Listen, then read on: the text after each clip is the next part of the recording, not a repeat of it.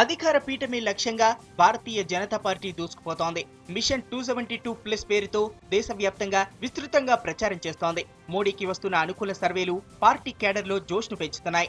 ఎన్నికలకు సమయం దగ్గర పడుతున్న నేపథ్యంలో అభ్యర్థుల లిస్ట్ ప్రిపేర్ చేస్తున్నారు నాయకులు.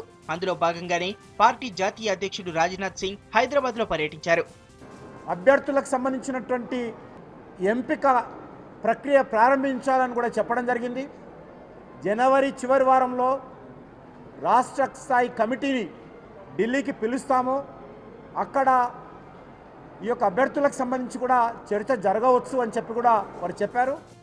ఇతర పార్టీలతో పోలిస్తే ఎంపీ ఎమ్మెల్యే టికెట్లకు బీజేపీలో పోటీ తక్కువ.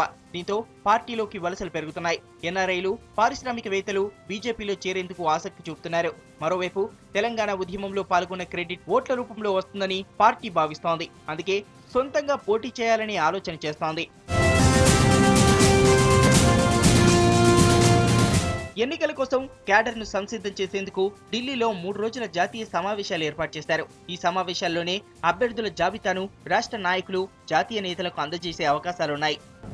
రాబోయేటటువంటి 2014 ఎన్నికల్లో మిషన్ 272 లక్ష్యమవుతుందో దాన్ని సాకారం చేయడానికి కావాల్సినటువంటి ఒక యాక్షన్ ప్లాన్ని రూపొందించేటువంటి ప్రక్రియ అక్కడ ఈ వ్యూహరచన అంతా కూడా ప్రకటన చేయబడుతుంది. జనవరి చివరికల్లా అభ్యర్థుల తుది జాబితాను రూపొందించేందుకు కసరత్తు జరుగుతోంది. ఈ నేపథ్యంలో లిస్టులో ఉన్నవాళ్లు, లేనివాళ్లు, ఆశావాహులు ఢిల్లీకి వెళ్లేందుకు సిద్ధమవుతున్నారు.